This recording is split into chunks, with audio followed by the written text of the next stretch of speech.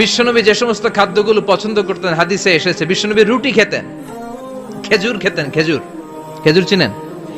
Balah, তামার, দুধ খেতেন, এই মধু খেতেন, জব খেতেন, বার্লি খেতেন, লাউ খেতেন, রুম্মান, ডালিম ফল, আনার ফল, আনার চিনেন? আনার, এই আনার খেতে পছন্দ করতেন বিশ্বনবী। মাশরুম খেতেন, মাশরুম, মাশরুম চিনেন?